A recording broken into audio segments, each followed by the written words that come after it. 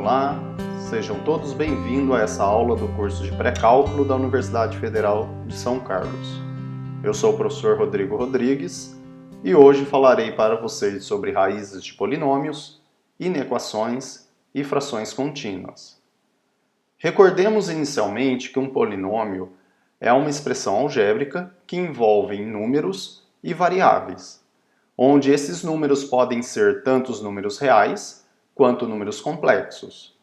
Vejamos nesses exemplos aqui embaixo, que nós temos nesse primeiro aqui uma única variável, x, e os coeficientes sendo números reais. Já no segundo exemplo, nós temos duas variáveis, x e y, e os coeficientes sendo números reais. No terceiro exemplo, nós temos a variável x e temos também como coeficiente esse número complexo aqui. Os polinômios que nós vamos dar enfoque nessa aula de hoje são os polinômios cujos coeficientes são reais a uma variável. Então são polinômios que nós podemos escrever nesse formato aqui, ó, onde nós temos aqui os coeficientes, que são números reais, e a variável x e suas potências. Bem, o grau de um polinômio ele é determinado pela maior potência que aparece em suas variáveis. Veja, por exemplo, aqui, que nesse exemplo a maior potência acompanhando as variáveis é 7. E, portanto, nós dizemos que esse é um polinômio de grau 7. Nesse segundo exemplo, nós temos aqui nas potências de x a maior potência sendo 5 e, portanto, polinômio de grau 5. Aqui nós temos a representação geral de um polinômio de grau 1, também conhecido como função afim. Obviamente, aqui nós vamos ter esse a diferente de zero. Temos agora a representação de um polinômio de grau 2 e a representação de um polinômio de grau 3. Nessa nossa videoaula, nós vamos utilizar nos exemplos polinômios de grau 1, 2 e 3. Mas todas as técnicas que nós utilizaremos no polinômio de grau 3 também podem ser utilizadas para polinômios de grau 4, 5 e assim por diante. Nós vamos dizer que um número x0 é raiz de um polinômio p de x quando, ao substituir esse valor x0 no polinômio, nós temos a identidade aqui igual a zero. Lembrando que esse x0, esse número, ele pode ser tanto um número real quanto um número complexo. No caso particular em que nós temos que x0 é um número real, então a sua representação geométrica significa que, ao olharmos para o gráfico do nosso polinômio, no ponto x0, o gráfico do polinômio vai tocar o eixo x. Duas observações, né? Vamos iniciar como uma observação que é consequência do teorema fundamental da álgebra, que diz pra gente que um polinômio de grau n admite n raízes. Ou seja, o número de raízes de um polinômio coincide com o grau desse polinômio. No entanto, pode ocorrer dessas raízes serem tanto reais quanto raízes complexas. E até mesmo alguma dessa raiz real pode ter alguma multiplicidade, como o caso desse polinômio aqui. Outra observação é que no caso das raízes complexas, nós sempre teremos que o conjugado da raiz complexa também é uma raiz do polinômio.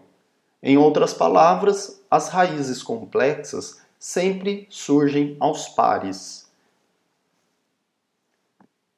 No caso de um polinômio de grau 1, que são os polinômios que têm esse formato aqui, para nós determinarmos suas raízes, basta nós efetuarmos simples operações algébricas. No caso aqui, ó, eu vou subtrair dos dois lados da igualdade menos b, e depois nós dividimos os dois lados da igualdade por a. Dessa forma, nós obtemos que a raiz é dada por menos b sobre a.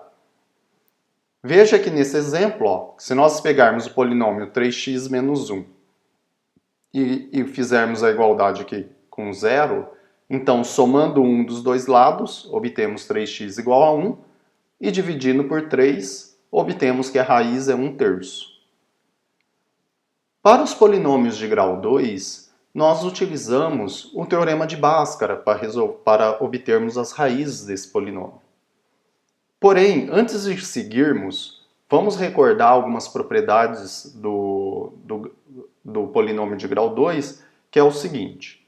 Se nós tivermos o coeficiente que acompanha o termo quadrático aqui, o número a, sendo um número positivo, então o gráfico desse polinômio tem essa concavidade voltada para cima, que nem aqui desenhado em laranja.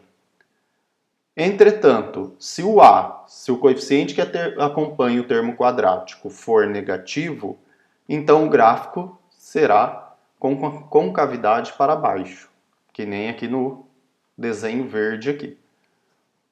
Outra informação importante é que o mínimo desse polinômio, ou o vértice, ocorre, o mínimo que está nesse desenho ocorrendo aqui, ou aqui, que seria o máximo, ele ocorre no vértice do polinômio, que é dado pela expressão menos b sobre 2a e menos o delta, que é o discriminante, sobre 4a.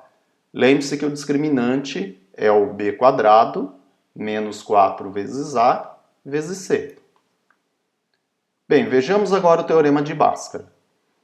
O teorema de Bhaskara diz pra gente que se o discriminante for positivo, ou seja, se b quadrado menos 4 vezes a vezes c for um número positivo, então nós temos duas raízes reais, que são dadas por menos b mais a raiz do discriminante dividido por 2a e menos b menos a raiz do discriminante sobre 2a.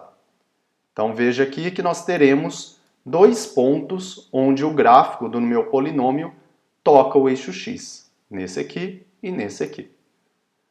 No caso em que o discriminante for igual a 0, então nós temos uma única raiz com multiplicidade 2. E essa raiz é determinada por menos b sobre 2a. Nesse caso, o gráfico do nosso polinômio toca o eixo x em um único ponto. E por fim, no caso em que o discriminante é negativo, nós não temos raízes reais para o polinômio. Ou seja, as raízes desse polinômio, as duas raízes existentes, serão raízes complexas, que nós não vamos dar enfoque aqui. Nesse caso, olhando no desenho, nós temos que o desenho, que o gráfico do nosso polinômio, não irá tocar o eixo x. Ele estará totalmente acima ou totalmente abaixo, no caso, se o a for negativo.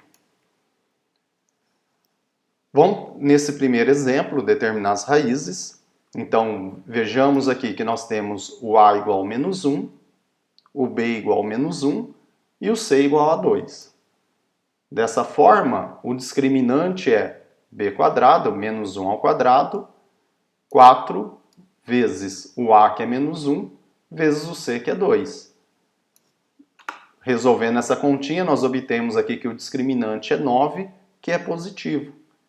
Como consequência, nós temos duas raízes reais para esse polinômio, que são dadas, então, por essa fórmula, que substituindo aqui o valor de b e o discriminante e aqui embaixo o a, resolvendo a continha, nós obtemos as raízes menos 2 e 1.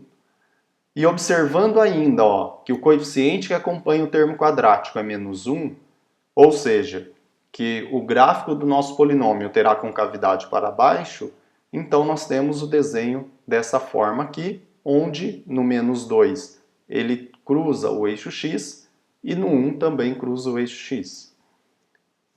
No próximo exemplo, nós temos um polinômio, também de segundo grau, com coeficiente que acompanha o termo quadrático sendo 1, o termo x, o coeficiente é menos 3, e o termo independente, o coeficiente é 9/4.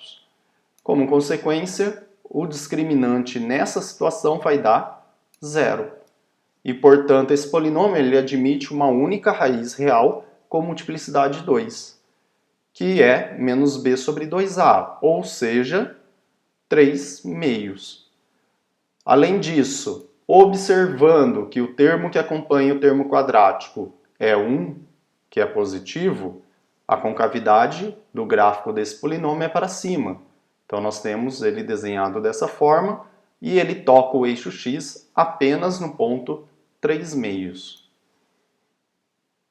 No último exemplo sobre polinômio de segundo grau, se nós temos aqui o a sendo 1, o b sendo menos 2 e o c 3 meios. No entanto, ao substituirmos no discriminante, nós obtemos que o discriminante é menos 2, que é negativo. Isso implica para a gente que esse polinômio ele não tem raiz real. Agora, observando que o termo que acompanha o termo quadrático aqui é positivo, ou seja, nosso polinômio terá concavidade para cima e não tem raiz, então nós temos que o gráfico do nosso polinômio tem concavidade para cima e não toca o eixo x em nenhum ponto. Para polinômios de grau maior que 2, seja grau 3, 4 ou maior,